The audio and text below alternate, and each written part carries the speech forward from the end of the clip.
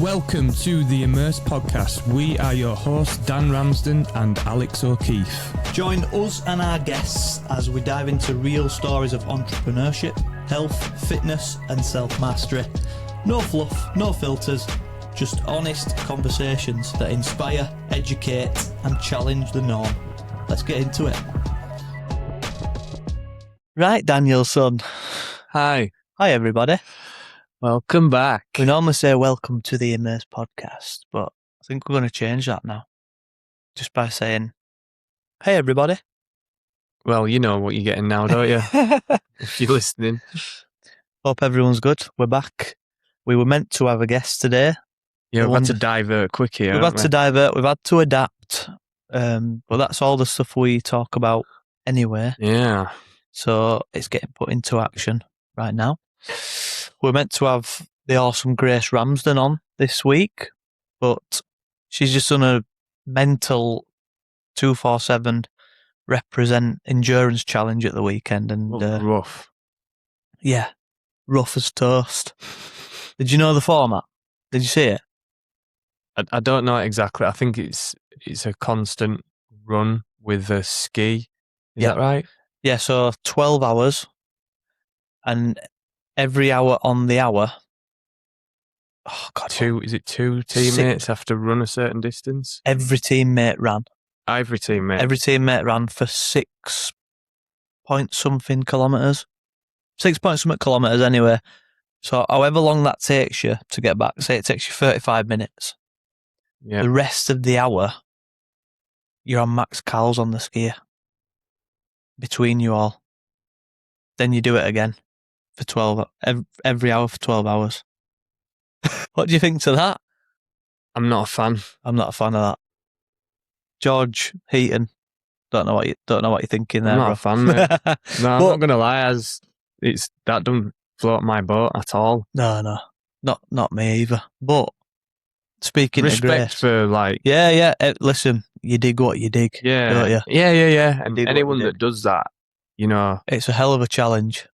I admire endurance athletes. Yeah, not just for the physical side of it, but the mental torture that goes on, you know. Yeah, there must be a lot. Yeah. So respect to those people. Yeah. I like to do my torture in a different way. Yeah, that's fair. And it's just not for me. Yeah, that's fair. Grace said it was one of the best days of her life. Oh, wow. It won't be mine. So there's different perspectives going on here, isn't there? Exactly that. Grace were buzzing about it. The worst or the best day. Yeah. Our mate Dan Keane did it as well. And he got to about the 7th run and his insides gave up on him. They were throwing up. Oh, really? Shitting everywhere. No way. Yeah. Bad stress. I don't know. Must be. Fueling. Yeah. But he had to, I think he called it a day because, like I was saying, we're just about to fly out to his wedding next week in Portugal. So we're just like, I best stop now. Yeah, you know? This is not the day. This is not the day to carry on. It's a lot of stress. And this is, you know, what we're going to cover in today's podcast. We've had to adapt. We've had to like pick a theme, and the you know, it's heading into the theme that we're wanting to cover today as well. So hopefully I can give some value. Of course you can. That's you. We're going to have a bit of a personal checking on the brand, on the podcast, on our personal stuff. And then we're going to jump into a subject of the periodisation of training.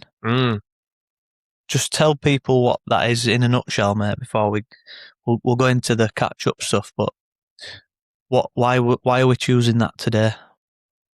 It's just a common theme that I feel like not everybody's getting quite right. Okay. And it's just like habitual training with a view of where we're going with this. Yeah. And it's working in blocks, basically, periodisation. You can't always climb the ladder of success, you know, always be hitting PBs. Yeah. There's going to come a point where the body hits its limit. Yeah. Whether that's muscular growth, whether that's fitness, You know, whatever that is, strength. Yeah. You're going to hit the ceiling at a certain point. And then that's where you've got to be intelligent about working in certain blocks. Yeah. And having a strategy behind when you're going to put your foot on gas, when you're going to take it off. Yeah. How are you going to recover? How are you going to fuel? And I just think a lot of people are just doing the same stuff on repeat, you know, like a lot of red line type activity, like, you know, like that, for example, that's very, very high stress. And I think a lot of people are putting their bodies under an extreme amount of stress very, very often. Yeah. Well, look at Dan's reaction. Oh, his body told him, you know, and I don't always get this right either. You know, I'm learning on the job as well. Yeah. But yeah, that is the subject. That's it in a nutshell. Do you know what I love about often the subjects we talk about in training can refer to the wider scale of life and business and just general life. It's been my biggest teacher. I always talk about that. Yeah, because like we're talking about periodization and seasons of training, but also seasons of life, seasons of business. You can't always be in growth mode. You can't always be in hustle. You can't always be in hustle mode. You've got to work. You can. You can, but it's not going to last long, is it? I don't think it's going to serve you. It's not sustainable, is it? No, and that's what I always think about, thinking about tending to the garden. Do you know what I'm saying? Yeah. Yeah. It's that, isn't it? Yeah.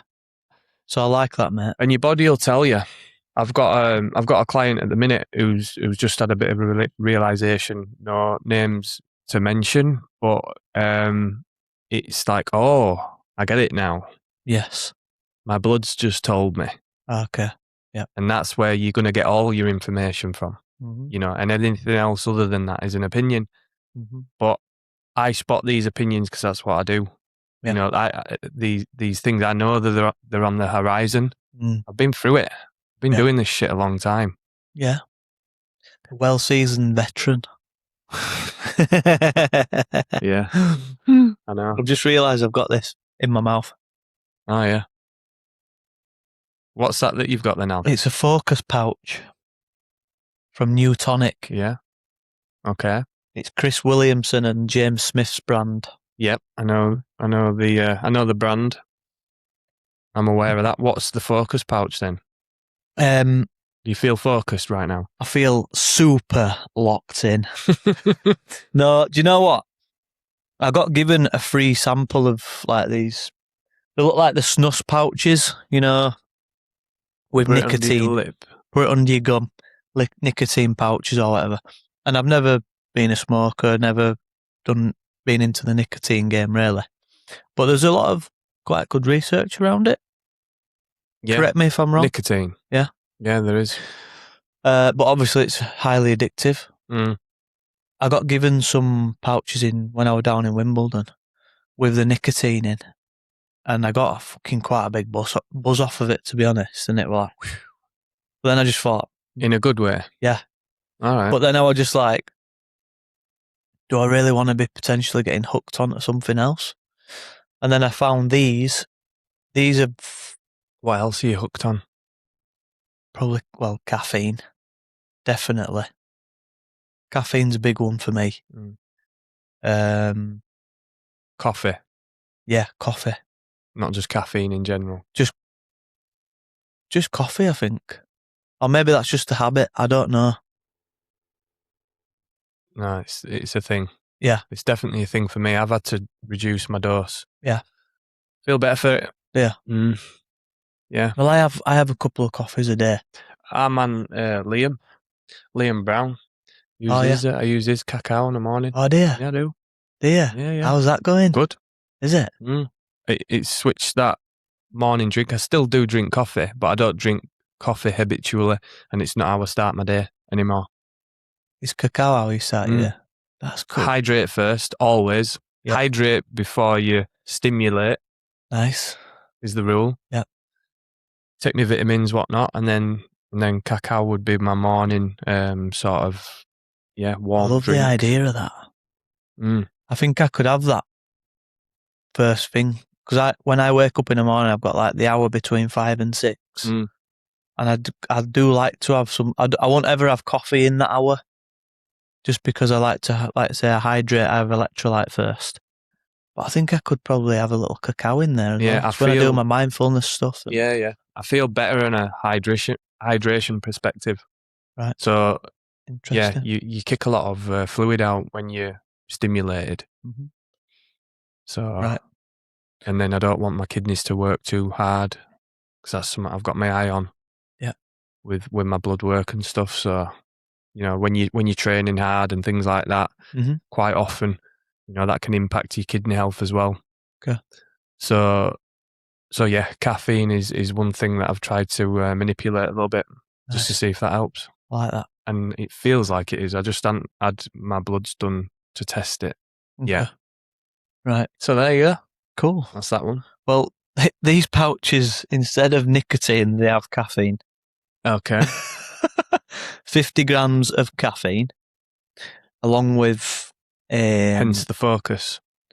Yeah.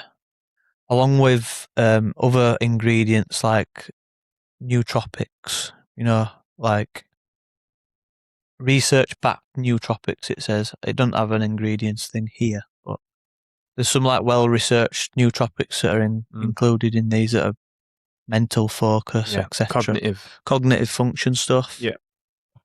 So I thought I'd give him a go, to be fair. What's the verdict? I don't know, to be honest. I can't really tell.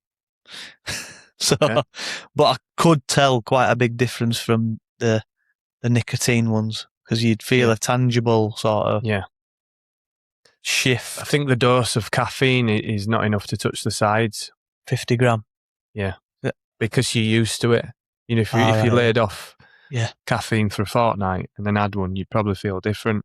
Because you're having caffeine daily and that dose is going under the radar, it's just not really doing it. Yeah, got you. Yeah. From a caffeine perspective. Yeah. Okay.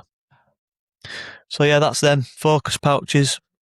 If you don't like the idea of nicotine, these might be a good substitute for you. On to the personal check-ins, Dan. Yeah. Let's start with yourself. I'm all Where's right, your head at, Matt? At the minute, pal. How are you feeling? My head's okay. Yeah. I'm quite. I've been frustrated. There's been a few things going on business-wise that have made me, tested my patience a little bit more. But that's about it. Everything else is good. Yeah. Kids are happy, healthy. I'm good. I've done a fair few comps this year actually, and done quite well in them. So I feel accomplished in that sense. Yeah. In my last 3 competitions, there's been 2 first place and a second place in my last 3. That's impressive, that. I'll take that. That's impressive. Different styles as well. Different, some have been hybrid races, some have been more CrossFit. So yeah, did one at the weekend, sent it hard, like it were tough, really tough. So I felt very accomplished after that. What were that one? CrossFit? Raynell's CrossFit. It's a tough comp. They've been around for years, so it's a very well established, well respected comp. People from all over UK head in there, and it were called the Masters at War, because I'm an old fart now, so I'm in that category. Nice. Was that over 40s? No, people from 35 onwards. So there were some people there that were competing in their age categories. I were competing in the plus 40s categories. There were some people that were 60 plus categories, and you should have seen the standard. Are there? I'm telling you, that's cool. Very inspiring. The level that some people have still got in the tank at that age. Yeah. And that'll, God willing and touch wood. Yeah. If I keep doing what I do and being intelligent about it, I want to be there. I want to be still doing it. And this is why I want to talk about periodization. Yeah. Because it's not about now. It is about now, but it's about thinking ahead as well, planning and projecting. So that's why this theme today is sort of sprung to mind. But yeah, that's me. Feeling good at the minute. Good. You? Yeah, I'm feeling good. You sure? There's been. It's just a weird, really. It's a bit of a weird moment for me transitionally. There's big shift happening that I can't really fully talk about yet. But in terms of like the business side of things, coming away from the thing that's held me for the last 7 or 8 years. Yeah. In terms of my window cleaning business, it's been a safety net, a rock, and just transitioning with the saunas. Really grateful that we've had a really great 12 months with the saunas, been successful, we've been profitable, and we've got projects lined up till the end of the year. It's looking like, but there's still a lot to be confirmed. Nothing's sort of set in stone yet. It's the hard thing about that business model construction in general, innit? You need a few different plates spinning all at the same time, and maybe one or two will come in, and out of 5. Yeah. That's just Literally. That's just how it goes, isn't it? A lot of pricing, a lot of conversations, a lot of visiting sites, and then to no avail sometimes. But that's nature of the beast, isn't it? Yeah. So I'm just kind of navigating through this new life now, where it's just a new structure completely. It's hard to differentiate like the can kickers as well, isn't it? The people that are serious and the people that are gonna, I mean, turn it around. Really, really great. Next week we're going to be building another sauna up in Northumberland for lights out. That sensor. Hey, there we go. Yeah, next week, mate, we're going to be building the bespoke sauna for Reset Wellness Club, which is a couple of pro footballers actually, who got in touch with us. They're opening a wellness club up in Northumberland. So that's being built as of next Monday, which is great. That's been coming for a hell of a long time. That's being kicked down, not by the lads, but by building control, the council. That should have been happening months ago. Well, that going back to the frustration for me is that is it. Yes, that's it for me too. So yeah, I get it. But these things happen. There's a chain of command, and then sometimes there's a link in the chain that's impacted. Yeah. And it's out of your hands. That's the frustrating bit. Yeah, when you just sat around, there's stuff that you want to do, but you just can't. Yeah. So that's that. That's that, mate. But it's been a long time coming, that one. It has. That's going to be great. Kyle Cameron and Macaulay Gillespie are the 2 lads. They're going to be building something great up there. And so, that's next for the saunas. And then got something going on, just a little something going on. A little something. Down south, shall we say. A little something. Something, which we'll cover in a larger way very shortly. And likewise for yourself, but we already spoke about your project. Yeah. We have, haven't we? Yeah, we've touched on it. We have, haven't we? We have, yeah. Just update the people on yours. Your project for the new space. Yeah, there's just a delay on it. The builders have had to come off site due to the architectural plans not being put in place. So they've only been able to do as much as they can do. And then they've had to come off site to wait to get the updates. Yeah. And that's it. So it's just pushed it on a month, that's all. Yeah. And just for people that don't know, Dan is, after so many years, finally going for his own place, his own gym, his own... How would you... It's more than a gym though, isn't it? How would you describe it? What would you call it? A home. A home of fitness. Yeah. And a sanctuary. A home of fitness and well-being, would you say? Fitness and well-being. Yeah. Yeah, all under one roof. Come on, Dan. It's time, innit? It's time. It's time. I'm looking forward to it. Yeah. I'm really looking forward to it. Damn right. I'm ready for it. Good. And I know the members are as well, and I'm really looking forward to building it and to having a, let's call it, a sacred space for us. Yeah. Sorry to interrupt this amazing conversation. We've just got a quick message for you. At the heart of this podcast, Dan, is human connection. It sure is. And now, it's amazing for us to say that we also build fully bespoke saunas from design, build and install that also promote the exact same thing, mate, human connection. There's a theme here. There is.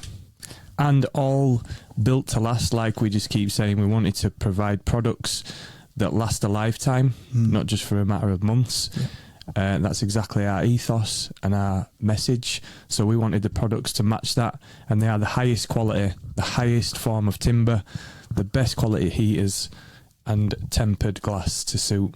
Wow. We've not spared expense there, mate. If you're thinking of upgrading your space, whether it's your home, business, studio, wherever you can fit a sauna, basically, we can build it for you. So visit his website on immersesaunas.co.uk. I value you. And we'll take it from there. Yeah. I'm going to build something special for those people. Yeah. And make it feel like home. So they don't need to leave, basically. They can come, they can work on the laptop if they wanted to, they can do a class, they can, all that sort of stuff, and they don't feel like they need to go anywhere. It's been a really good community of people that enjoy each other's company. Yeah. In and out of the gym. Yeah. So I want to create a space that's supporting it. Yeah. Well, I went to see the site with you, didn't I? And that really put it into perspective for me, seeing the scale of it and what it's going to be. So potential of it. The potential of it, mate, yeah. So I'm buzzing for you. Yeah, really am. I am. It's scary, but also it's like, come on, then. Meant to feel scary, though, isn't it? Come on, then. It's meant to feel scary. Otherwise, if it didn't scare you, it's a sign that you're just not pushing yourself. Yeah. Far enough. Yeah, that's it. And we know that, and we speak about that, and it's just time to back it up in a different way. Mm-hmm. That's it. Well, that's great, mate. Just trying to think if there's what else to catch up on from my side. I mean, maybe just to touch on it, because people can probably relate in terms of, I'm not going to go too personal here, but especially when you're trying to build something in business, or whether it's a new career or anything, the importance of communication and being on the same page at home with your partner is massive. It is. Me and Jess are still working that out. Aren't we all, buddy? It's good to talk about things like this openly because people can relate to it. But I've dropped the ball a few times in terms of, we've got a young family at home. Young Coa's 1 year old. He's not slept for 7 months up until recently, so there's a lot of stress. Feel your pain, mate. Yeah. So it's just about thinking of putting yourself in the other person's shoes a lot of the time and make sure that everything's open and transparent and you're helping each other out best way possible. And that goes both ways. So, it's just important to have that open communication at home. That's the word, isn't it? Communication. Yeah. It's all that. It is. That's what it is. We stop doing it and we start making assumptions and stories building in the head. Or if something's not sat quite well with you, then you've let it slide and it manifests. Yeah. And then something else will happen. Yeah. And let that slide. And then all of a sudden you've got a big problem. Yeah. And it could have been resolved in a quick 2-minute convo. Yeah, literally. Oh, didn't like it when you did that. Don't do that again. Mm-hmm. Yeah. Remember that Jordan Peterson quote that we were looking at where it was talking about the number of failed marriages is because there's thousands of conversations that have never been had. Yeah. It's heavy, that. It is heavy, isn't it? True though. They're just left on table, aren't they? Yeah.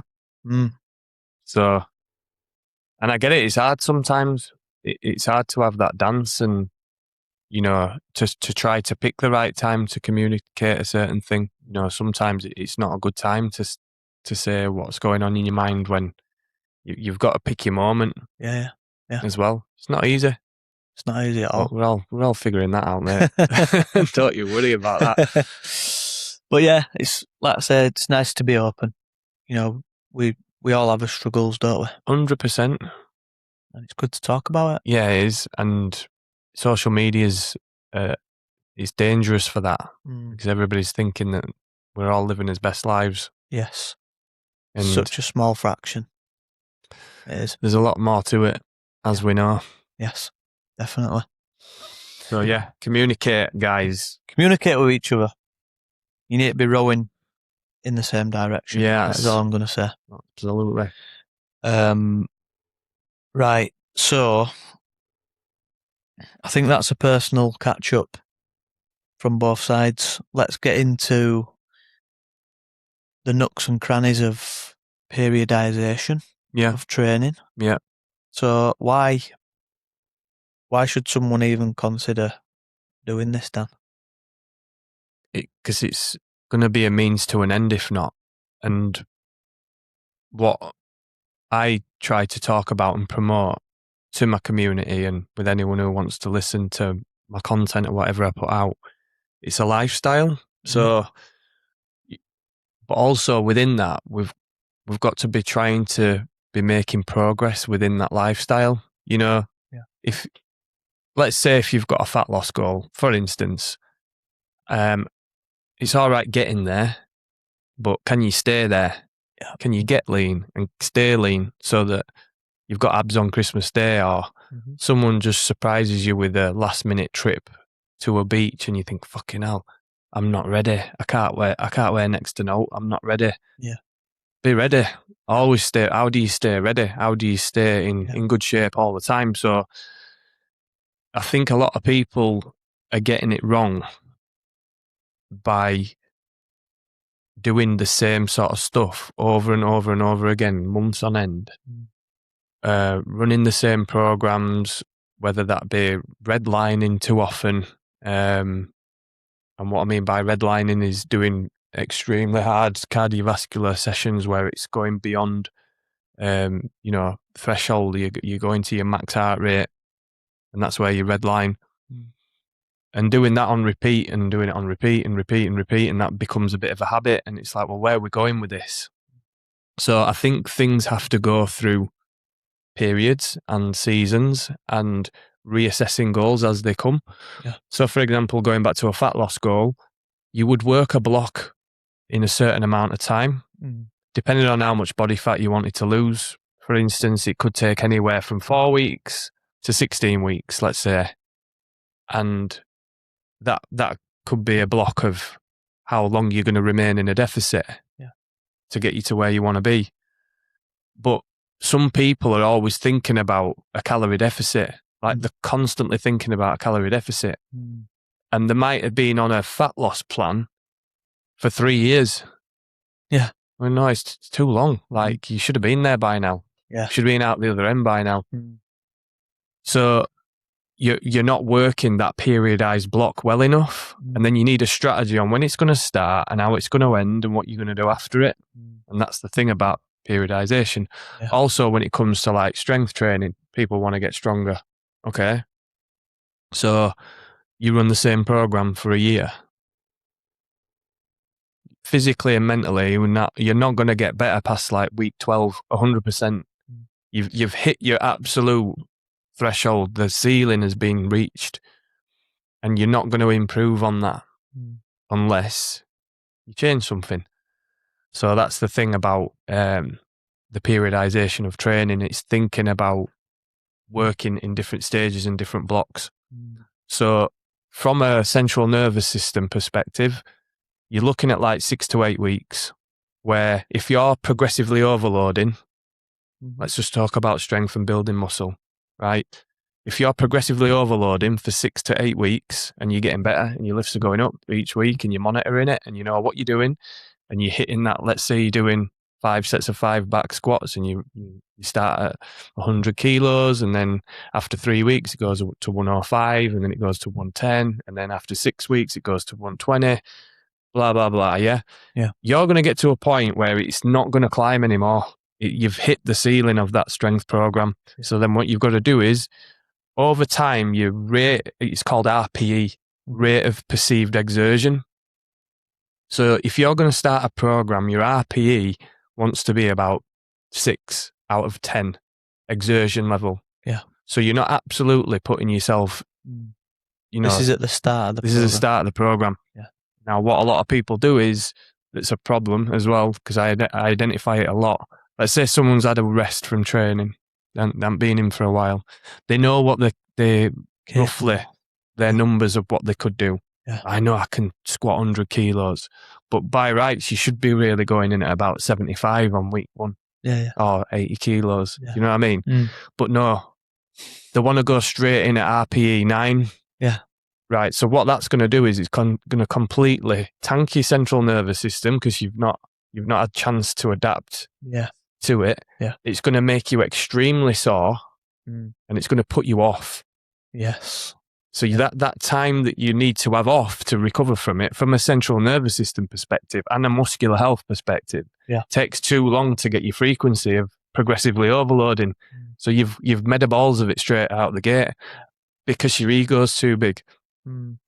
Yeah. But again, you have to have a plan, and you have to know it's okay. I'm going to go 6 out of 10 today. I'm not going to push it too hard.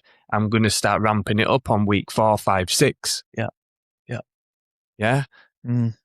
So that it's thinking about that when you're approaching it, and that's the same with your threshold work. Whether you're running on the track, whatever it is that you're doing with a view of improving at, it's got to go through that block. Yeah. Where you reach the peak, you might be competing, or you might achieve your fat loss goal, or whatever it is. You've reached your peak, and then you have a strategy on how you're going to exit it, and then move on to the next thing. It's just made me think about, I've not done much high intensity stuff for a while, and then I went to the class on Friday up at Zach's with you, and it wiped me out for 2 or 3 days. Did it? Yeah, I was wiped. Yeah, with Wobbsy. Sure, with Wobbsy. He's on it at the minute. And I tried. We were doing the same weight, and normally the runs in between, I use that as a recovery, but he was sending it. Oh, so I had to send it with him. He's fast at the minute. Yeah, I had to send it with him. Yeah.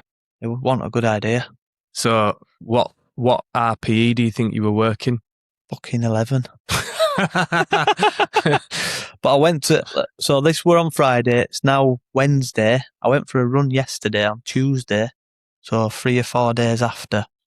My legs were cooked yesterday. Still. Yeah. On the run. Mm-hmm. Just a steady zone 2, what were meant to be zone 2 run yesterday. Yeah. So that's a good example, really, isn't it? It is, isn't it? I sympathise with that, because if I'm rocking up and I'm doing a you go I go partner workout, you're trying to get to the finish line as best you can. I'm going, like, I'm in it with you, mate. Let's go. Yeah. I get that. Yeah. I get that. Yeah. But where we're going with it is the question. Yeah.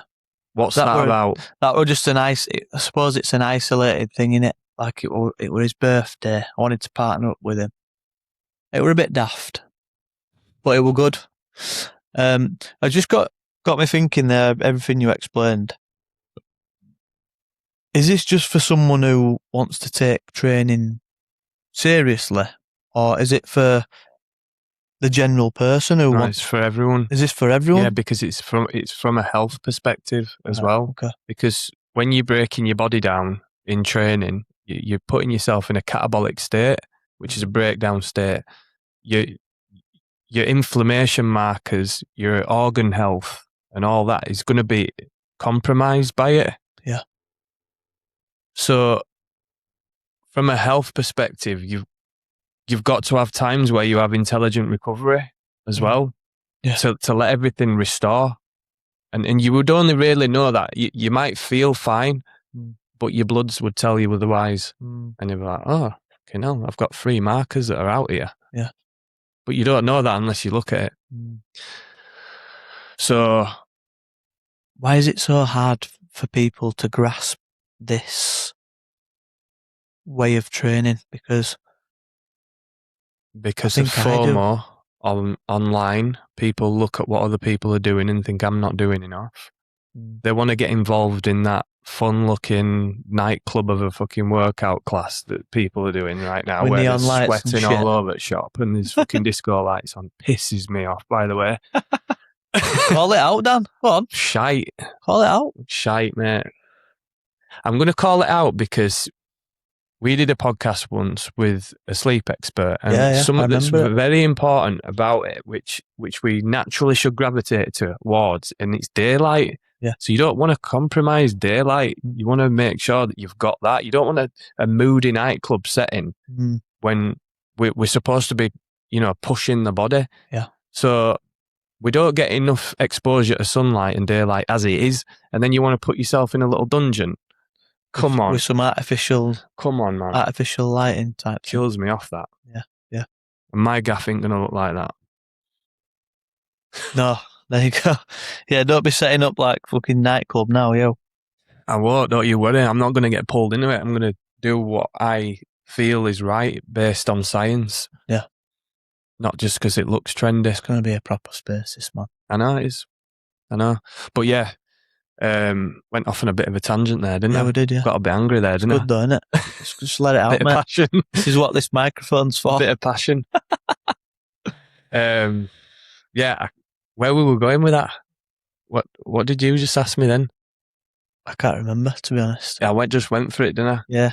We sometimes just have to flow with the moment that comes in. I want to talk about, just to give well, I actually asked you why people struggle with it.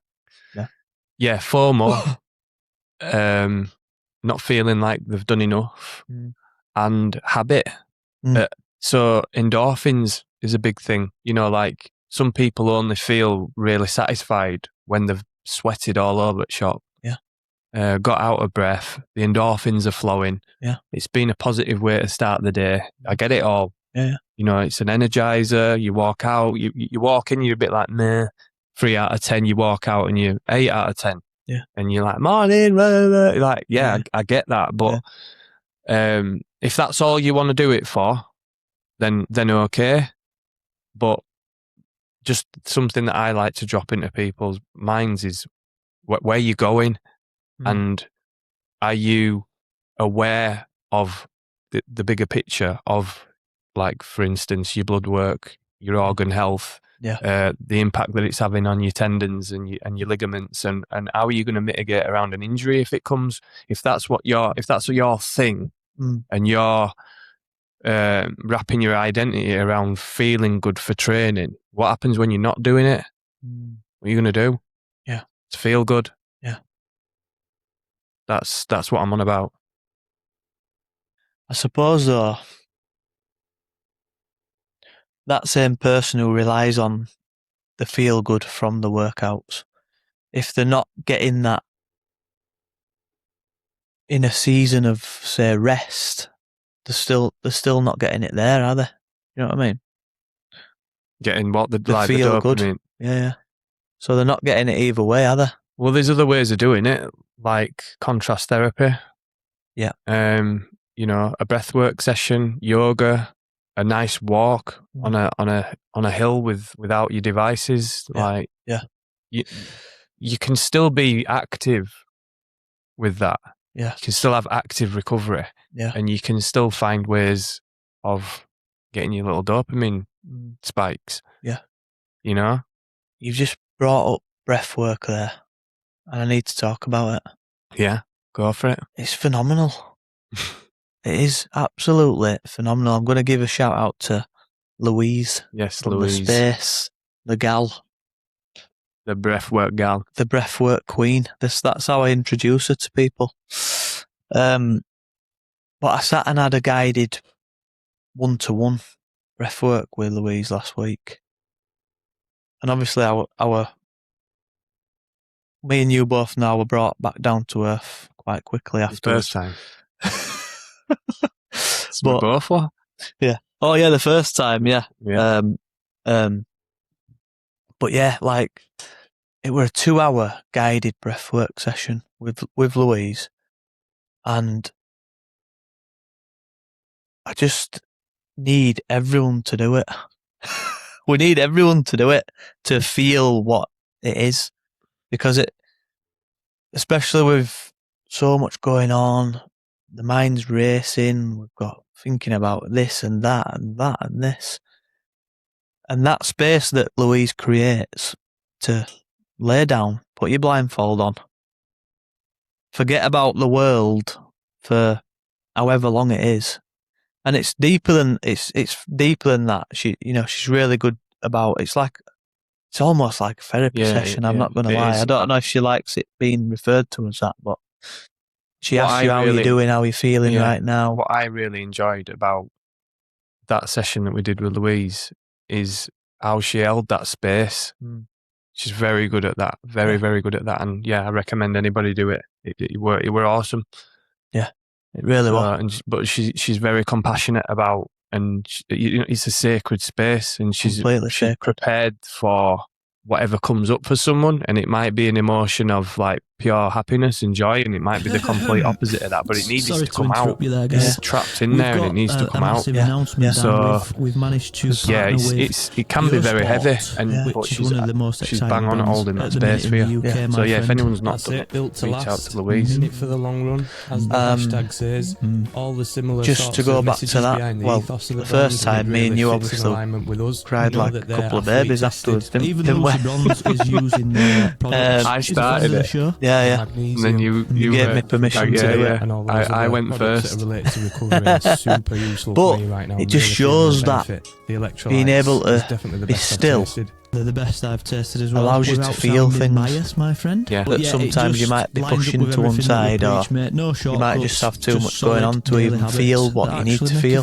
Yeah. If you want to try these guys, important for men as well. For men especially. To acknowledge that a bit of sadness and tears shouldn't be held back. You wouldn't stop yourself from laughing if you needed to. Yeah. So let that emotion flow out of you as well. And again, like when we had Guy Armitage, big shout out to Guy. Yeah.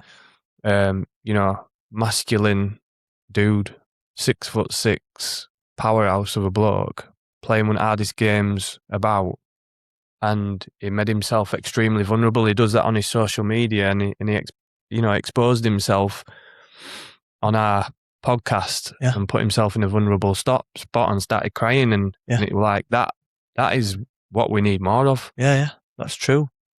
True vulnerability, masculinity. Even Craig Tetley. Yeah. Third Dan black belt, jiu-jitsu. Yeah, take your head off. Starts crying. And it's great to see that level of vulnerability, especially from men. Yeah, you're a real man. You're a real man. I think so. And Guy at the weekend played against Leeds Rhinos. Gets a try and gets a big smash as well. Yeah, she put a shot on. Proper emptied someone out, didn't he? Go on, lad. But yeah, I just wanted to drop that one in for the breath work, because like that session I had with Louise last week, I completely fucking detached. I went into some sort of different realm. Yeah. But again, we're speaking about ways that we can improve how we feel. Yeah. And sometimes we're using training as it's like a badge of honor to say like how hard you're training all the time. Yeah. And it doesn't need to be that way. No, it doesn't. And that's coming from me. Yeah, exactly. Who loves this stuff. But everything's got a barometer when it starts to tip over the edge of health. Yeah. And that's the point of it. Yeah. So there's other ways that we can, use tools and strategies to still help to improve how we're feeling. Beyond the physical. Yeah. And tapping into different realms. And you can still be active with your recovery. Like I've just said, you can be active in seeking out breath work. You can be active in going for a nice walk out in the dales. You can be active in finding a yoga session or doing some contrast therapy, getting an Immerse sauna with your pal. Obviously. You know what I'm saying? Yeah, I love that, mate. So, I'm going to talk about something that's happening down south, but I'm going to restrain myself there. Hold that. Hold that. But yeah, getting back to the periodization thing, it's just a consideration that you can't keep going at the same, 8 and 9 out of 10 pace. Yeah.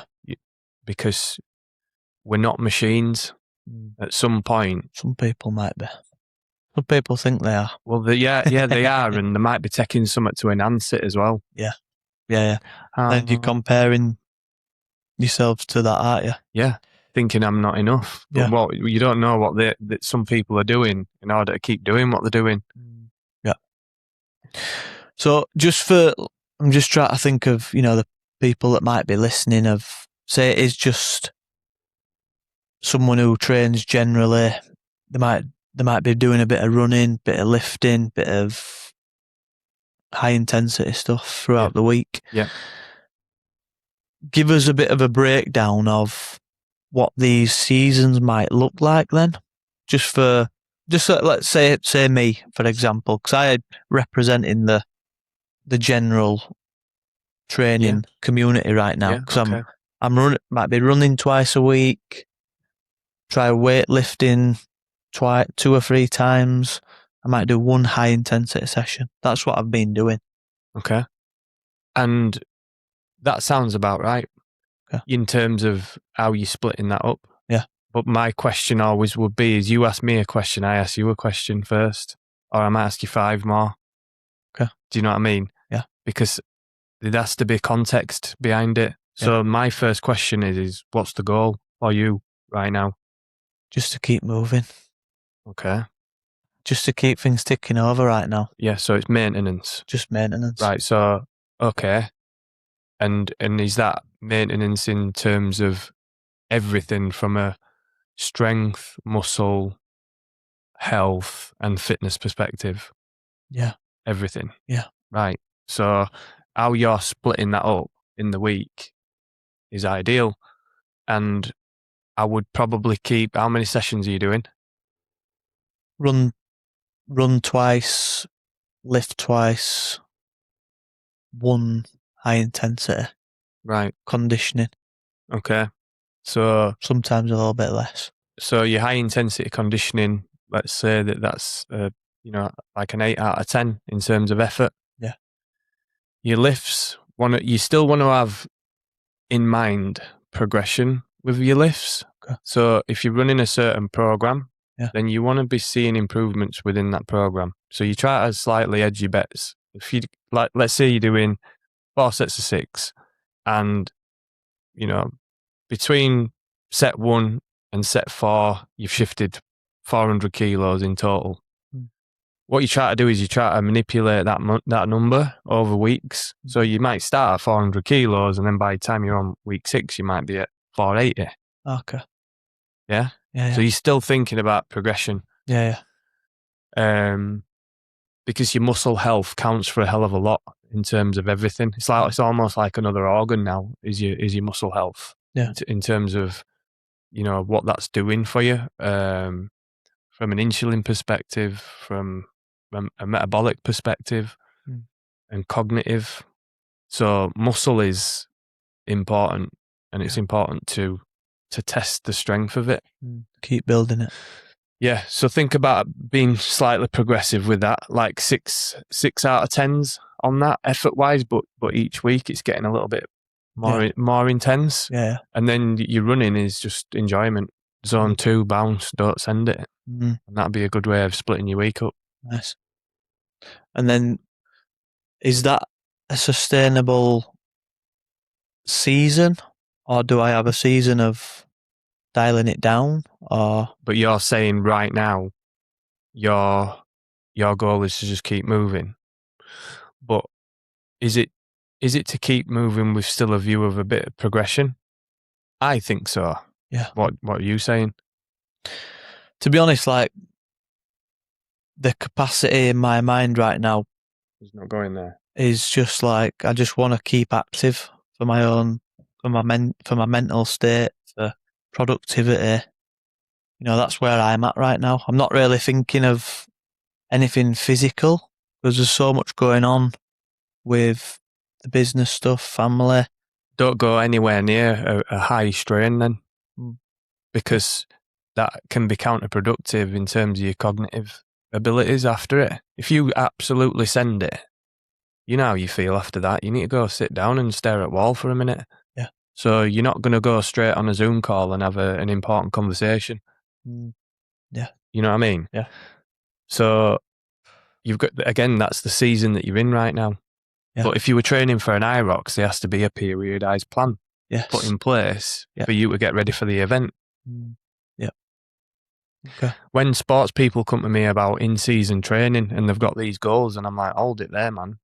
Your goal is to stay on the field. Yeah. Your goal is to perform on that field right now. You don't want to be thinking about all else. Can't really improve on much else, especially at higher levels, because the margins are so slim. Yeah. You need to make sure you got your recovery right. That's awesome, Dan. I'm just trying to think if there's another example that we could bring forward. I've sort of represented general training there. Maybe someone that's got a more specific training goal right now. You've just said the athlete there. Yeah. Maybe someone that's training. Let's go for there's a lot of people doing comps right now, including yourself. Let's say someone's got a competition in 8 weeks' time from now.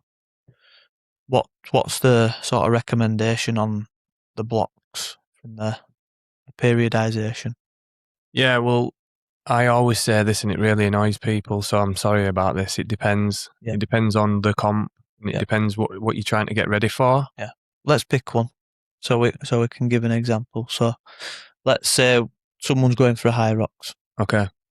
12 weeks, 8 to 12 weeks time, whatever it is. Yeah. So you're looking at getting your running volume up because it's a runner's game.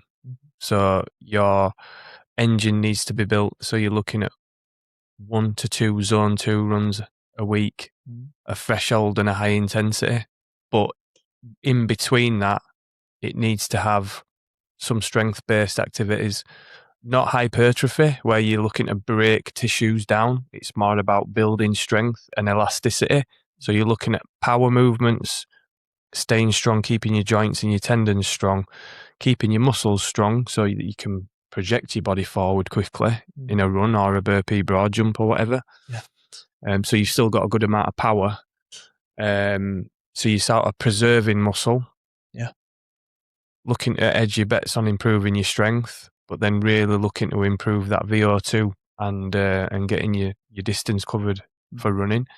You want to be looking to move in a threshold heart rate zone for the amount of time that it's roughly going to take you to complete the task. Okay. Because if you're not exposed to it, then you're going to get a shock on comp day. Yeah. So, like what Hunter said when we spoke to him, he said even like do half marathons because you're covering a lot more distance than what you're going to actually get on the day. So your body's been there, and it knows how to deal with that amount of time under strain. So it's exposing yourself to that, but working from a periodized block of improvement over time, distance, speeds, strength, peak, rest, compete, recover. Yes. Pick another goal, go again. That's the seasons, innit? Yeah. Yeah. Just go through that again. So go through that trajectory again. Just slow. So simply starting week 1, let's say it's an 8-week block. Week 1, you're doing like 6 out of 10 RPE, and then you're looking to build on your zone 2 engine, the time that you're spending on foot, your strength work, and also your threshold work, and looking to improve on those 3 elements over the course of an 8-week period. Mm-hmm. So you're tracking it all, you're understanding your numbers, you're looking forward to your sessions. Yeah. You know what you did last week, you know what you're trying to do and what you're trying to beat, Mm-hmm. and who you try to overcome in your mind. Yeah. And then you're getting ready to peak on comp day. But then that's got to come to an end. There's a lot of different opinions on this, but when should people taper off before a comp? Well, I'll tell you what I did. So I've been training quite hard in different ways lately because I've been getting involved in competitions with people in my community. Mm-hmm. So I trained last week. I trained on Saturday, I trained on Monday, I trained on Tuesday, and then that were me. I had Wednesday, Thursday, Friday, Saturday off. Okay. Completely. Just fully off. No active rest or just my general walking. No, walking. No, bit of mobility, contrast therapy. Yeah. Trialed a carb load a day early. So I started carbing up 3 days prior. 3 days Just something that I don't usually do. Right, okay. So I were mindful of that. Yeah. And I thought I'd made an arse of it, to be honest. I thought this doesn't feel good in my gut. Mm-hmm. You know? Yeah. Thought I'd overdone it. Turned out quite well. Right. Because I still had a good amount of energy in the last workout. Right. Oh, that's good. So I still felt like I had something to give. Mm. So you've tapered off 4 days before the event. Four full days. Active recovery, walking, contrast, yeah. Bit of mobility. Yeah. You've carb loaded 3 days before. Yeah. And then I've absolutely sent it. Then you've just and it took me to a really dark place as well. Like I proper put it in. Yeah. So, but that's the idea, innit? Yeah. There's no point rocking up and just dipping your toe in it. If you got to go. How did you carb load? How did you work it out? Still kept it clean, but I just upped my dose. Right. But my frequency of it. Right. So yeah, I just stuck to foods that I know that I'm good for.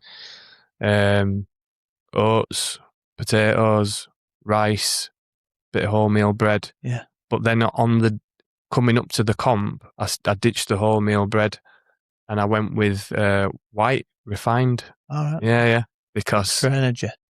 No, because of the fibre. You don't want to have high fibre, so it's bloating your gut. Right. Around the time that you're going to compete, because it's just going to be sitting around there for too long. You want it a bit faster. You want to just fill glycogen stores up in the muscle so that you're just ready to go. I had a bit of bubble guts, I'm not going to lie. I went for a few interesting visits to the loo. Not ideal. And that's where I thought I've messed it here. Yeah. But turns out I did all right. We did all right. Shout out to Kaylee. Yes. As well. Did you win? We did it together. Top we of the came podium. second. Second. Yeah. Nice. But it were fierce comp. Like, there was some very good competitors. Yeah. When we went in and we had a look around, I was like, I'll be happy if we get top 5 here. Really? Looking at the You standard. did really well then, didn't you? Looking at the standard that were there, I was like, there's some fucking serious operators in here. So yeah, I'm happy with that. Good. Awesome. Well. So I hope that helps. There we go. I think that's been a good episode, mate. Thanks. For a lot of many different reasons. Thank you for sharing. Yeah. As always. I'm being vulnerable, mate. I'm being vulnerable. Yeah. We will update you again shortly with what's going on in the background. Hopefully very soon. But until then, catch us on the next episode. Yep. Hope that helps, guys. Yeah. Give us a follow. Immerse the brand on Instagram. immersesaunas.co.uk for bespoke saunas. And follow us on Spotify and YouTube. The Immerse Podcast. Yeah. There you go. Right. Peace and love, everybody. Peace and love. Take it easy. In a bit. Finish.